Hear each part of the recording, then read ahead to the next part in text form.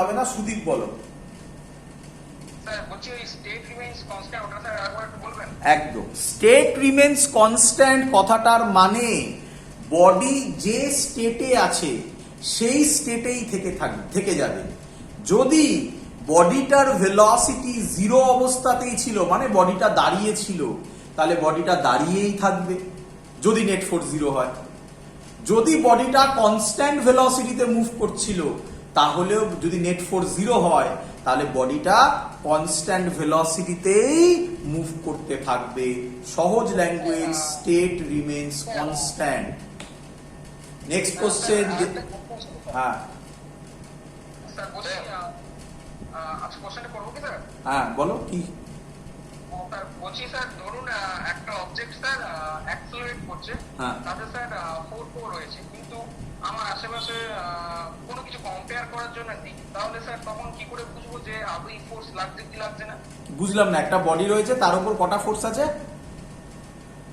ধরুন স্যার একটা অবজেক্ট সে অ্যাক্সেলারেট করছে ডিপ স্পেসের মধ্যে, এবারে তার আশেপাশে কোনো স্টার নেই বা কোনো কিছু কম্পেয়ার করার জন্য সারাউন্ডিংসে কিছু নেই, তাহলে সেটা তো মনে হবে যে সে অ্যাক্সেলারেট করা সত্ত্বেও মনে হবে যে সে একদম স্ট্রেট কনস্ট্যান্ট রয়েছে, কিন্তু তাহলে ফোর্স লাগছে কি লাগছে না এটা কি করে বুঝবো? একদম, প্রথম কথা হচ্ছে, এটা আমি অনেক আগেই বলেছিলাম, এটা একদম প্রথম কথা, এটা ফিজিক্সের একদম ফার্স্ট চ্যাপ্টারে এটা কোশ্চেন থাকে যে কি মোশন, এই টার্মটা হচ্ছে রিলেটিভ টার্ম।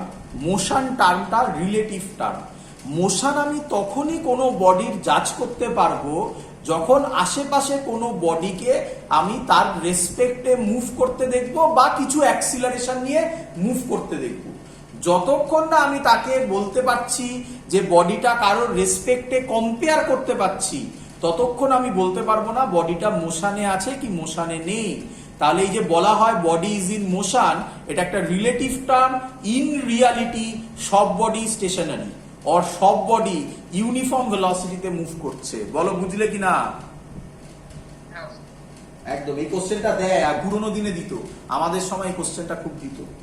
মানে যে একটা স্টেটমেন্ট ছিল এরকম যে motion is a relative term, explain it, তখন এই গল্পটা আমাদের লিখতে হতো।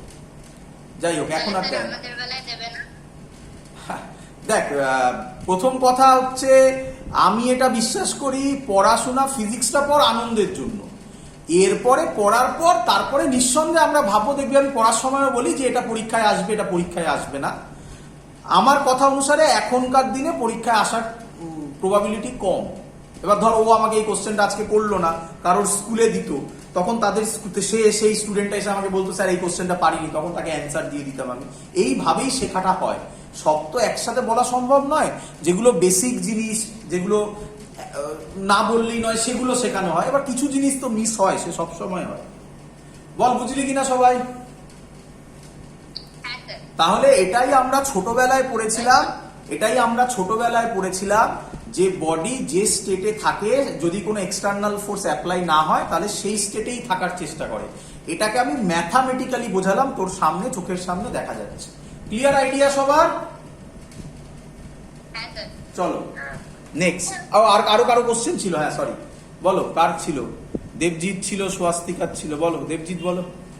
না স্যার, আমার একটু কোশ্চেনটা নরম টাইপেরই ছিল, জিজ্ঞেস করতাম। আচ্ছা চলো, ঠিক আছে, সলভ হয়ে গেল, আর কিছু বলতে হবে না। ঠিক আছে, নেক্সট স্বাস্তিকার বলো।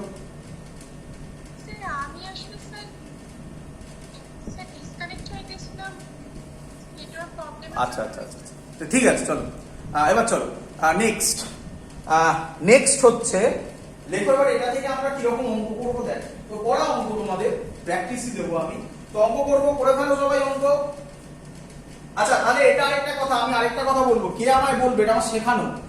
ম্যাথামেটিক্সে এই টার্মটাকে কি বলে? এফ নেট জিরো কে ম্যাথামেটিক্সে কি বলে? আমি খানিকক্ষণ আগে চেঁচামেচি করে বলেছিলাম, কে বলবে?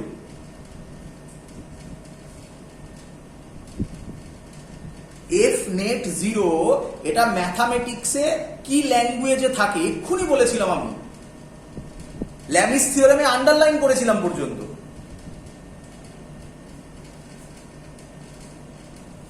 ইকুইলিব্রিয়াম, একদম অ্যান্সার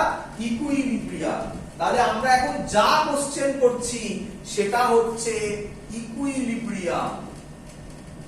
আমি বললাম না ইকুইলিব্রিয়াম মানে নেট ফোর্স জিরো, এটা আমি বললাম না, এটা বলেছি কি বলিনি? হ্যাঁ sir.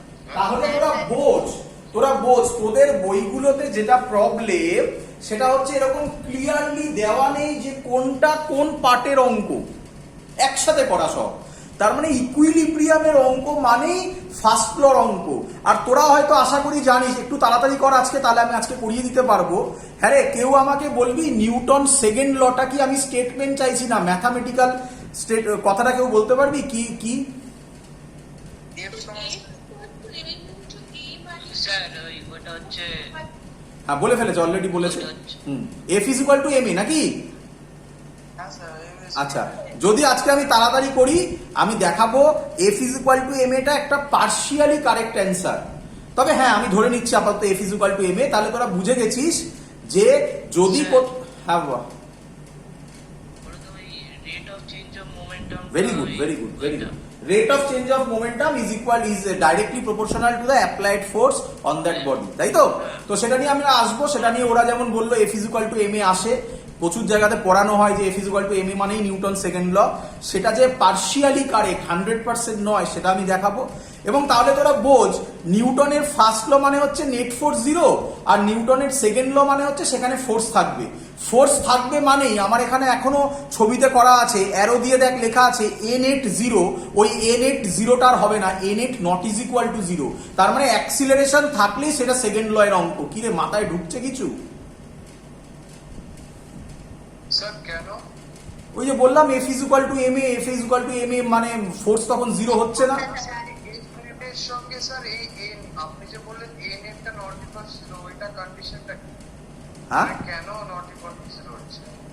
A net not equal two জিরোটা কেন হচ্ছে ওটাই বুঝলাম। এফ নেট যদি জিরো না হয়, যদি কোথাও ফোর্স থাকে, তাহলে সেই বডিটাতে অ্যাক্সিলারেশন থাকবে না, কারণ ফোর্সের ফর্মুলা মাস এম ইন্টু এ। হ্যাঁ বাট আপনি তো ওটা পার্শিয়ালি কারেক্ট। আরে সেটা পরের কথা, সেগুলো তো আমি এখন সেকেন্ড ল পড়াচ্ছিলাম, তো ফার্স্ট ল পড়াচ্ছি। তাহলে স্যার সেকেন্ড লটা এমনি কি বলছে ওই এফ ইনটু এম এ ওটাই? আপাতত তাই ভাব, second law F is equal to M A, যদিও ওটা partially correct. Not equal to zero, তাহলে A naught is equal to জিরোর যে অঙ্কগুলো হবে সেগুলো সব সেকেন্ড ল এর অঙ্ক হবে। ও আচ্ছা। তার মানে ফার্স্ট ল মানে হচ্ছে ইকুইলিব্রিয়াম, সেকেন্ড লতে অ্যাক্সিলারেশন থাকবে, আর ওই অ্যাক্সিলারেশন দিয়ে মজাদার অঙ্কগুলো আসে তখন। তো অ্যাক্সিলারেশন দিয়ে আমরা করব, একটু তাড়াতাড়ি করলে আজকেই করে দেবো। চলো, তো আগে আমরা ফার্স্ট ল এর অঙ্ক করবো, তাহলে সব ইকুইলিব্রিয়ামে আছে। তাহলে আমরা করি। এই টার্মটা আগে কেউ বলেছিলাম, ইকুইলিব্রিয়াম মানে অনেক কিছু বলবো, এইগুলোই হচ্ছে সেই জিনিস। ফার্স্ট অঙ্ক তোমরা করে ফেলো, সবাই পারবে, সোজা অঙ্ক, সবাই পারবে। 2 কেজি, আর এখানে একটা দেওয়া আছে 5 কেজি, এখানে একটা দেওয়া আছে 5 কেজি। আর কিছু বলা নেই, বলেছে find tension in each string, find tension in each string. চলো করবো আমরা এবারে। চলো, কে আমায় বলবে কটা স্ট্রিং আছে? স্যার একটা আছে, কটা? একটা স্ট্রিং আছে স্যার। হ্যাঁ কি সব বলছিস? একটা সিম্পল কথা বলছি। আমি যে ছবিটা এঁকেছি, আচ্ছা এরকম ছবি দেখবি বাদর দিয়ে প্রচুর ছবি আছে এইচসি ভার্মাতে। আমরা যখন জয়েন্টেড ক্লাসে এইচসি ভার্মাগুলো সলভ করবো তখন এই অঙ্কগুলো পাবো, আমরা দেখতে পাবো। পরিষ্কার জিনিস দেখতে পাচ্ছিস।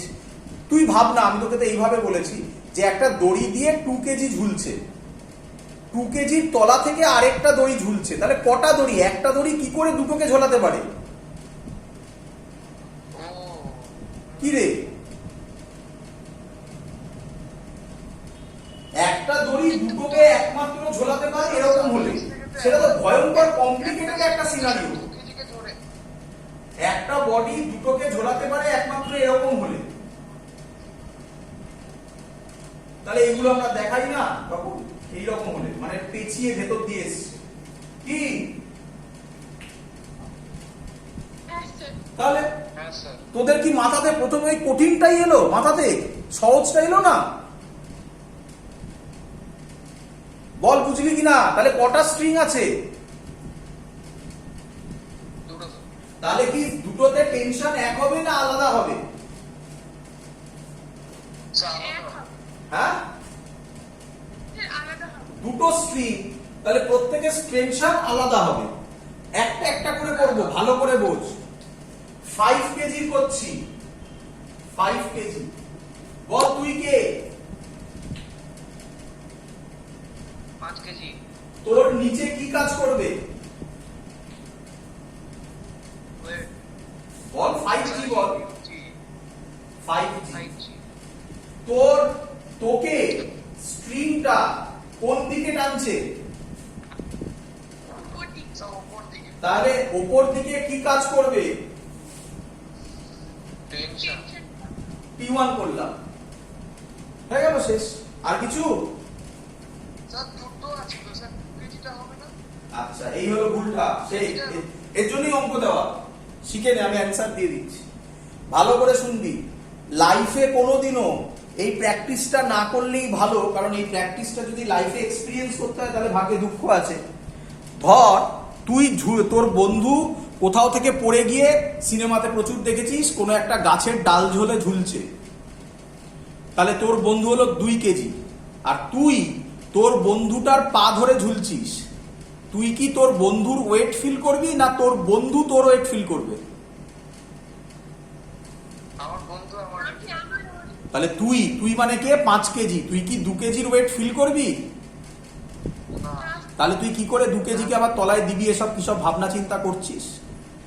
সরি সহজভাবে, আমি তো প্রথমেই এই কথাটা বলেছি, যখনই ফ্রি বডি ডায়াগ্রাম করবে, যার ফ্রি বডি ডায়াগ্রাম করবে, তুমি নিজে সেটা হয়ে যাবে, আর বাকিরা তোমার বন্ধু হয়ে যাবে। চলো পরেরটা চলো।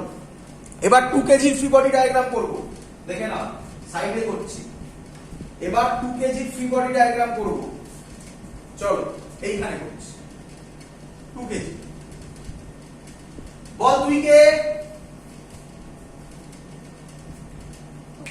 Sir 2 KG 2 KG. আর তাহলে তোর নিচে কি কাজ করবে? এমজি ভেরি গুড, 2G বল। ভেরি গুড, এটা তো আগে করে নিবি, 2G তো আগে দিয়ে নিবি, তারপরে এবার বল তোর কটা বন্ধু আছে এখানে? না, তোর দুটো বন্ধু আছে, একটা হচ্ছে নিচে কেউ আছে, ওপরেও কেউ আছে, কি হ্যাঁ কি নয়? হ্যাঁ স্যার হ্যাঁ স্যার তাহলে তো দুটো বন্ধু আছে। 1 নম্বর হচ্ছে 5 কেজি। বল 5 কেজি তোকে কোন দিকে টানবে?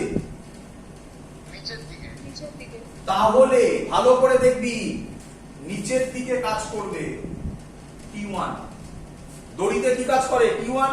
এটাই রিজেন, এবার মেলানোর চেষ্টা কর। এরকম শিখিয়েছিলাম, মনে পড়ে? 5 কেজি, ওপরে T1, এদিক থেকেও T1, এই দেখ মিললো কিনা বল।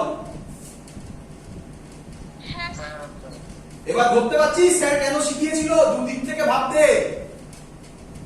হ্যাঁ নর্মাল রিয়াকশনও এরকম ঘটনাই ঘটবে, ধৈর্য ধরে থাক, অঙ্ক দেখাবো। চ, তোর আরেকটা বন্ধু আছে, সেই বন্ধুর নাম বলতে পারিস? Ceiling with string. হ্যাঁ সিলিং উইথ স্ট্রিং তোকে কোন দিকে টানবে? স্যার উপর দিকে কততে টানবে? স্যার 10 কত টি করে দিলাম, হ্যাঁ টি করে দিলাম, এটা T1 ছিল, এটা টি করে দিলাম, T2 করতে পারিস, যা ইচ্ছা কর। হ্যাঁ অঙ্ক শেষ আমার। তাহলে আমি লিখতে পারি সবাই ইকুইলিব্রিয়ামে আছে, কেউ নিচে পড়ে যাচ্ছে না বা উপরে উঠছে না। তাহলে নেট ফোর্স করব, নেট ফোর্স 0। তাহলে এটার ক্ষেত্রে লিখবো T1 মানে 5G মানে 50, T1 বেরিয়ে গেল 50 নিউটন, G যদি 10 ধরি।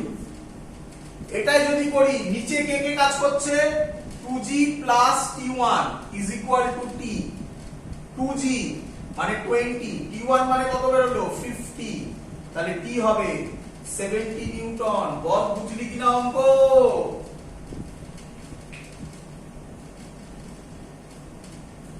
স্যার আপনি এখানে মানে 2G প্লাস টি1টা করলেন কেন? ওটাও তো একই 5G মতো করতে পারতেন। 5Gর মতো করতে পারতাম। মানে মানে এখানেও ভালো করে শোন, ভালো করে শোন, ভালো করে শুনবি, ভালো করে শোন আমার কথা আগে। তুই সোজা হয়ে দাঁড়িয়েছিস, দু হাত তুলে, মানে এরকম ভাবে দাঁড়িয়েছিস, দেখ দেখাচ্ছি, এরকম ভাবে দাঁড়িয়ে আছিস, এইরকম ভাবে। তোর এই হাত ধরে দুজন বন্ধু এই দিকে টানছে, আর এই হাত ধরে একজন বন্ধু এদিকে টানছে। তুই কোথাও মুভ করছিস না, তুই এখানেই দাঁড়িয়ে আছিস।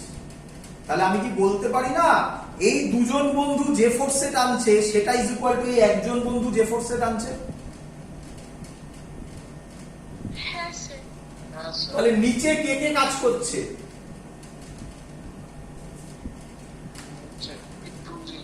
T1 আর 2G একই দিকে কাজ করলে কি হয়? ভাই 2G প্লাস T1 নিচে, ওপরে কে? Tension T। এটা মুভ করছে না, তার মানে এটা ইজ ইকুয়াল টু এটা হতে হবে না? হয়ে গেল, অঙ্ক শেষ। এবার ভালো করে বুঝবে, ম্যাক্সিমাম লোক যে ভুলটা করে সেই ভুলটা হচ্ছে, ম্যাক্সিমাম লোক কি করে ভালো করে দেখে নেবে, তা দিয়ে অ্যান্সারও মেলে, খুব ভুল কনসেপ্টও বলা যায় না, কিন্তু এতে কঠিন অঙ্ক করতে পারবে না, সলভ করতে পারবে না, তখন কিন্তু প্রবলেমে পড়ে যাবে। কি করে ম্যাক্সিমাম লোক? ম্যাক্সিমাম লোক বলে এটা 2G, মানে 2 এর free body 2 KG free body diagram বলছি, নিচে 2 কেজি, আবার নিচে 5 কেজি। কেন? এইটাও তো এটাকে টানছে না, দেখো, হ্যাঁ একদম কারেক্ট এদিক দিয়ে, কিন্তু আমি দেখো T1 যেটা করেছি, আমি 2G আর T1, দেখো T1 মানেই 5G বেরিয়ে গেছে, তো অটোমেটিক্যালি 5G এখানে চলে আসছে। এইটা দিয়ে ভাববে, এইভাবে করবে না, এইভাবে করলে এই অঙ্ক মিলবে, কঠিন অঙ্ক মিলবে না, কিন্তু আমি বলে দিলাম। বলো বুঝলে কিনা? চলো পরের অঙ্ক করো, পরের অঙ্ক করো। স্যার হ্যাঁ বলো, শুনছি। স্যার বলো, শুনছি। ওই ভাবনাটা ভুল কেন? হ্যাঁ, ওই ভাবনাটা ভুল কেন? এই ভাবনাটা, 2 কেজি আর 5 কেজি। এইটা হ্যাঁ এটা ভুল বলিনি আমি একবারও, বলেছি এই ভাবনা করলে কঠিন অঙ্ক করতে পারবে না, ভুল বলিনি। তার রিজন কি? মানে সেপারেট করে করতে হবে তো স্যার। তার রিজন কি? তাহলে এখানে T1 এর কনসেপ্টটাই নষ্ট হয়ে যাবে তোমার, হ্যাঁ হ্যাঁ সেটা বুঝতে পেরেছি। T1 এর কনসেপ্টটাই নষ্ট হয়ে যাবে। যখন অঙ্কগুলোকে আরো টাফ করবো আমি, তখন তুমি ধরতে পারবে না জায়গাগুলোকে। আচ্ছা আচ্ছা। ভুল বলিনি আমি। চলো, যে ভুলগুলো পরে লোকে, যে ভুলগুলো শেখানো হয় সেগুলো বলে দিচ্ছি। প্রচুর বইতে দেখবে এভাবে করা আছে, করবে না। নরমাল রিঅ্যাকশন তো যেটা বললাম সেটা তো নেই, T1 এর তো কনসেপ্ট বুঝে গেছে একটা। নরমাল রিঅ্যাকশনও দ্বারা করাবো আমি, ওটা বাদে করাবো, ওটা সেকেন্ড ল দিয়ে ভালো করে বোঝাবো। আচ্ছা, এটা HW, আমি আশা করবো সবাই পারবে। এটা HW, মিছিমিছি সব অঙ্ক পড়ানোর কোনো মানে হয় না, এগুলো পরীক্ষাতেও দেয়, ইভেন এটা জয়েন্টেও এসেছিল।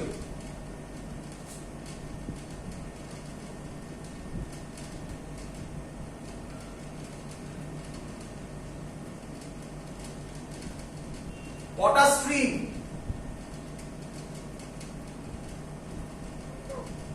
দুটো। তাহলে ওই একই question, find tension in each string. আমি আর লিখলাম না, আশা করবো সবাই করতে পারবে। পারবে কি পারবে না? এটা 37 ডিগ্রি, ল্যামিস থিওরেম দিয়ে করে দিতে পারো, এমনি করতে পারো, যা ইচ্ছে তোমার চয়েস। পারবে কি পারবে না?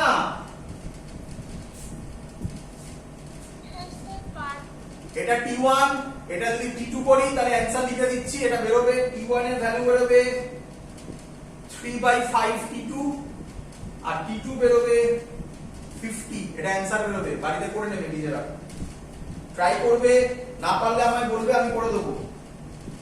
চলো, এবার একটা ইম্পর্টেন্ট জিনিস শেখাবো। আচ্ছা, হ্যাঁ বল। স্যার বলছি যে এই নিউটন এই ফার্স্ট লতে অ্যাকচুয়ালি বলতে কি চেয়েছিল?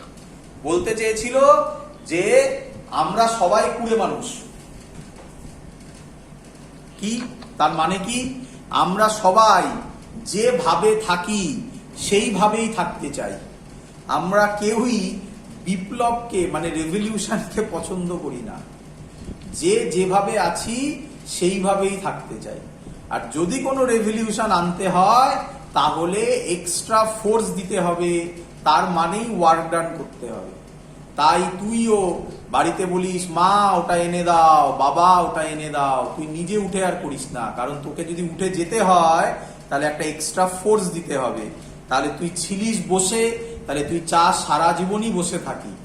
যদি তুই বসে থাকা থেকে উঠতে চাস তাহলে তোকে এক্সটার্নাল ফোর্স দিতে হবে। বল বুঝলি কি না? এই হলো বেসিক কনসেপ্ট। আরেকভাবে বললাম, ফিলোসফি দিয়ে বললাম। চলো এবার এর পরের অঙ্ক খুব ইম্পর্টেন্ট। আচ্ছা কোনো কালে এবারে সেই জায়গায় আসছি। মনে পড়ে আমি এক জায়গা ছেড়ে দিয়ে চলে এসেছিলাম, ভদ্রলোকের নাম ছিল প্রজেক্টাইল। তারপরে স্যার আপনি বললেন আপনি ইনক্লাইন্ড প্রজেক্টাইল করাবেন, তারপরে আর আপনি করালেন না। আজকে এইটা হলে এটাই হলো সেই জায়গাটা। এটা যদি আমি না বোঝাতে পারতাম ইনক্লাইন্ড প্রজেক্টাইল আমি করাতে পারতাম না। আজকে এটা করার পর তারপরে এটা এই চ্যাপ্টারটা শেষ করে ইনক্লাইন্ড প্রজেক্টাইল আমি করিয়ে দেবো। তো ভালো করে বুঝে নেবে এবারে। চলো খুব ইম্পর্টেন্ট জায়গা, এটা ভালো করে বুঝবে। এর ফ্রি বডি ডায়াগ্রাম ড্র করবো আমরা। কার? এইটা দেখো অ্যাকচুয়াল এর ফ্রি বডি ডায়াগ্রাম ড্র করব। বডিটা রেস্টে আছে বলেছে। রেস্ট মানে net force zero. Incline plane বুঝতেই পারছো তোমরা। ওয়েজ বলে, ইনক্লাইন প্লেন বলে, বাংলায় নততল বলে, ইংলিশে ওয়েজ বলে, এক একজন এক এক রকম বলে। একটা মাস রাখা আছে এম। চলো এর ফ্রি বডি ডায়াগ্রাম করব। আচ্ছা কি বলা যায়? আমি লিখলাম না বডি ইজ ইন ইকুইলিব্রিয়াম, তার মানে নেট ফোর্স জিরো হবে। বলো সবাই বুঝেছো কিনা? হ্যাঁ স্যার। আচ্ছা এটা করার পর বাবা আমি আগের এতগুলো অঙ্ক করিয়েছি, ওগুলো তুমি অ্যাজ আ অঙ্ক হিসাবেই দেখবে, ম্যাথামেটিক্স হিসাবেই ট্রিট করবে। এই অঙ্কটা করার পর এটা মুখস্থ করে নেবে। আমি করার পর যেটা করব এটা মুখস্থ করে নেবে। প্রচুর অঙ্কে কাজে লাগবে, প্রচুর অঙ্কে। এবং আমি রিপিট করছি কথাটা, আবার বারবার বলছি, মুখস্থ করে নেবে। তখন যেন ভাবতে না হয় যে কোন দিকে কি ফোর্স আছে। এতটা ইম্পর্টেন্ট, বারবার করে এই কথাটা বলছি কিন্তু আমি, মুখস্থ থাকে যেন এটা। কিরকম ভালো করে বুঝে নাও সবাই যাবে। কে আমায় বলবে ওয়েট কোন দিকে কাজ করে? টুয়ার্ডস দ্য সেন্টার, মানে নিচে পড়বে এরকম এমজি।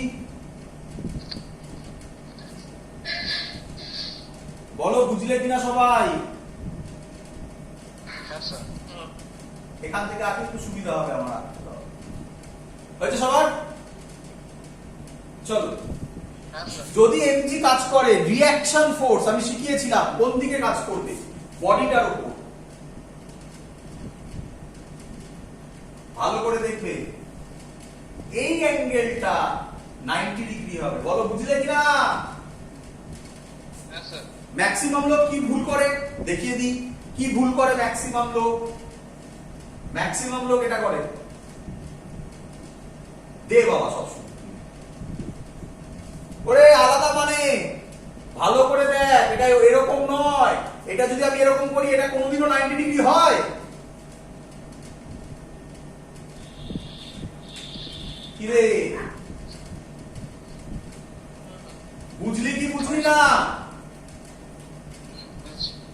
মানে এটা করা যায় না। তাহলে এমজি আর এন অপোজিট ডাইরেকশনে নয়। এটা এমজি, এর একটু বেঁকে সারফেসের সাথে অ্যাঙ্গেল করে 90 ডিগ্রিতে আছে, আর এটা এর সাথে 90 ডিগ্রিতে আছে। এটা এর সাথে 90 ডিগ্রিতে আছে এমজিটা, আর এটা এই সারফেসের সাথে 90 ডিগ্রিতে আছে। বল বুঝলি কিনা সবাই এটা? চলো এগোচ্ছি। হ্যাঁ বলো। স্যার বলছিলাম এই যে আপনি এন্ডটা এঁকেছেন যে পারপেন্ডিকুলার করেছেন স্যার, ওটা কি পয়েন্টে মানে পয়েন্ট অফ কন্টাক্ট যেখান দিয়ে একদম পয়েন্ট অফ কন্টাক্ট। হ্যাঁ করতে হবে? না ওরকম কোনো মানে নেই, তুমি ওপর থেকেও একটু করতে পারো, ওটা কোনো মানে নেই। এটা প্রথমবার বোঝাচ্ছি বলে আমি একদম ভেতরে গিয়ে করছি। এরপরে আমি এরকম ছবি আঁকবো। আচ্ছা আচ্ছা। এরপরে আমি তো প্রথমে এঁকেও ফেলেছিলাম। করলেও স্যার হবে কিন্তু স্যার এন্ডটা বাদ দিয়ে করলে হবে স্যার? কি এন্ডটা স্যার একটু মানে একটু গ্যাপ দিয়ে পাশে করলেও তো হবে এন্ডটা। মানে মানে স্যার আমি বলছিলাম যে এমজিটা তো এমজি যেখান থেকে শুরু হয়েছে যে পয়েন্টার থেকে তার একটু পাশ দিয়ে করলো তো স্যার এন্ডটা পারপেন্ডিকুলার করলে হ্যাঁ হবে হবে হবে, কেন হবে না, কিন্তু সেগুলো সেগুলো এটা এটা এটা কারেক্ট।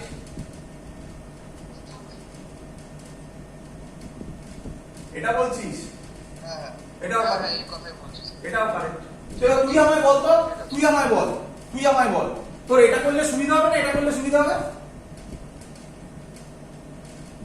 আমি তো শেখালাম এইরকম হলে এটা কনকারেন্ট ফোর্স বললাম। এই জায়গাগুলো একটা পয়েন্ট থেকে কাজ করলে সবসময় আমাদের করতে সুবিধা হয়।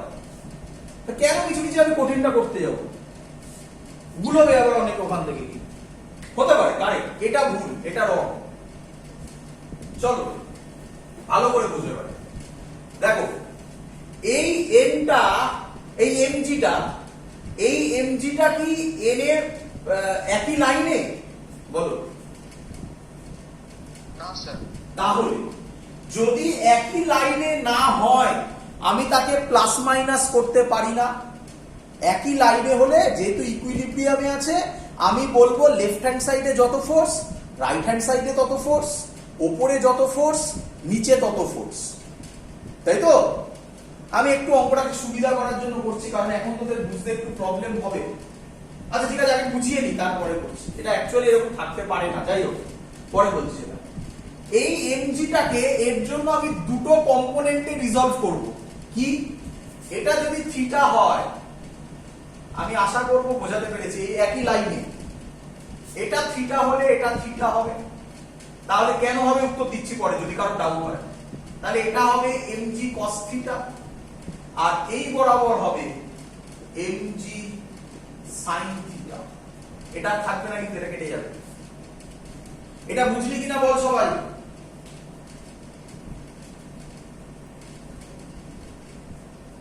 এটা বুঝলি কিনা বল সবাই? আরেকবার বলুন স্যার। আরেকবার বুঝতে হবে, ভালো করে দেখ, ভালো করে দেখ। হ্যাঁ, এই বরাবর আমার কি কাজ করছিল? এমজি। আর এই বরাবর কাজ করছে এন। যেহেতু এন এর অপোজিট দিকে যদি কোনো ভ্যালু হয় তাহলে আমাদের করতে সুবিধা হয়। তবে আমরা যেমন এই ছবিতে আমরা এখন বলতে পারি n = mg cos θ। এই দিকে যত তার উল্টো দিকেও তত। কিন্তু mg = n তো বলতে পারি না, কারণ ওটা একটা অ্যাঙ্গেলে আছে। তাই একে আমি দুটো কম্পোনেন্টে রিজলভ করলাম। এটা থিটা হলে এটা থিটা। কিভাবে হচ্ছে দেখিয়ে দিচ্ছি এখানে, দেখ। এই হলো, এই ছিল আমার বডিটা, শুধু বডিটা আঁকছি আমি। এই ছিল আমার mgটা, এটা থিটা। বল আমাকে এটা কত? তাহলে এই অ্যাঙ্গেলটা কত হবে?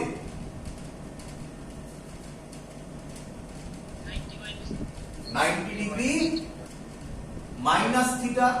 আরে তিনটে অ্যাঙ্গেলের summation 180 degree. 90 degree minus theta plus theta plus 90 degree করলে 180 ডিগ্রি। এবার আমি একে যে কম্পোনেন্টে ভাগ করলাম, মানে এটা এটা এই সারফেসের সাথে 90 ডিগ্রি, তাহলে এই টোটাল অ্যাঙ্গেলটা 90 ডিগ্রি। এটা 90 ডিগ্রি মাইনাস থিটা, তাহলে এটা কত হবে?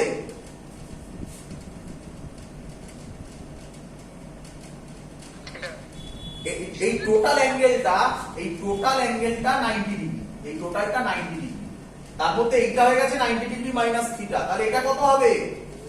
হ্যাঁ ঠিকটা হবে তাহলে হয়ে গেল এটা mg cos θ, এটা হয়ে গেল mg sin θ। বল বুঝলি কিনা? স্যার হ্যাঁ ও স্যার হ্যাঁ শুনছি, বল। স্যার ওই এনটা এমজি কস থিটার একদম উল্টো দিকে আছে, ওটা আমরা কি করে বুঝছি? আচ্ছা ভালো কথা, ভালো কথা। কেন উল্টো দিকে আছে তাকে আবার দেখাচ্ছি আমি। বল আমাকে, এই ছবিটা আমি আবার আঁকছি। বল আমাকে, এইটা mg cos θ, এই অ্যাঙ্গেলটা কত? থিটা এই, 90 ডিগ্রি। কত? কি ওটা 90? 90, তাই তো? এই অ্যাঙ্গেলটা টোটালটা 90। হ্যাঁ। আর এই অ্যাঙ্গেলটাও তাহলে কত হবে? 90 হবে তাহলে আমি এটা 90 বলেছিলাম না? হুম তা হয়ে গেল উল্টো দিক। হ্যাঁ বোঝা গেছে? হুম সবাই যদি বুঝে যাও এখানে ছাড়বো, যদি না বুঝতে পারো আমাকে বলো, আমি আবার অন্য টেকনিক আছে, অন্য টেকনিকে বলবো। বলবো অন্য টেকনিক? হ্যাঁ স্যার। চলো। স্যার একটা কথা বলবো স্যার। হ্যাঁ স্যার বলছিলাম আরেকবার স্যার একটু বলবেন ওই এমজি কস থিটা আর এমজি সাইন থিটাটা কিভাবে কম্পোনেন্ট ডিভিশনটা করতে হবে? এটা তো ভেক্টর তো। হ্যাঁ স্যার একবার বলুন, ভুলে গেছি। ভুলে গেলে, আমি আবার বলছি, ভুলে গেলে কিন্তু কোনো মাপ নেই, ভুলে যাওয়া যায় না। যদি কেউ কনসেপ্ট হয় তাহলে সেটা বলা যায় না। পড়াশোনা না হলে, মানে সেইভাবে পড়াশোনা তাহলে হচ্ছে না, বলা কিভাবে যায়? একটা যদি ভেক্টর থাকে সেটা তো কবে পড়ানো, একটা যদি ভেক্টর থাকে এ ভেক্টর, তাহলে একে দুটো কম্পোনেন্টে ভাঙা যায়। যেদিকে থিটা হবে সেটা হবে এ কস থিটা, যেদিকে থিটা হবে না সেটা হবে এ সাইন থিটা, দুটো পারপেন্ডিকুলার কম্পোনেন্টে। কি হয়েছিল কি হয়নি? হ্যাঁ হয়েছিল। তাহলে তাই করেছি। এমজি আছে, ওইদিকে থিটা পেয়েছি, তাহলে এটা হয়ে গেল এমজি কস থিটা। আর দেখেই বোঝা যাচ্ছে এমজি কস থিটার সাথে এমজি সাইন থিটা 90 ডিগ্রি করে, তাই ওইটা হলো এমজি সাইন থিটা। হ্যাঁ হ্যাঁ স্যার। এবার যারা এটাকে বোঝনি তারা এটাকে এইভাবে ভাবো, দেখাও। আচ্ছা দাদা আমি একটু বলে দিই আগে যে কি জিনিসটা দাঁড়ালো। তাহলে আজকের পর থেকে যখনই এরকম কোনো ছবি পাবে, আগে এই ছবিটা করবে, ভালো করে শুনে নেবে। এই দেবে এম, একেবারে ডাইরেক্ট। এমজি কিন্তু আর নেই, তবে তাড়াতাড়ি করবে। এইদিকে এমজি হতো সেসব দেওয়ার দরকার নেই, ইনক্লাইন্ড প্লেনে হলে তবেই। এই বরাবর দেবে এমজি কস থিটা, তার সোজাসুজি দেবে এম, এই বরাবর দেবে এমজি সাইন থিটা, এটা হবে থিটা। একদম মুখস্থ চাই আমার এটা, বলো বুঝলে কিনা সবাই? হ্যাঁ স্যার। এটা আমার মুখস্থ চাই। হ্যাঁ স্যার। আজকের পর থেকে ইনক্লাইন্ড প্লেন দেখতে পেলে আগে এই কাজ হবে। আর তখন যেন এক্সপ্লেন করতে না হয় যে এমজি থেকে কিভাবে জিনিসগুলো এলো। আমি আরেকবার বলে দিচ্ছি অন্য কনসেপ্ট দিয়ে, দেখো বুঝতে পারলে কিনা। আরেকবার বলছি, ভালো করে শুনুন। ধরো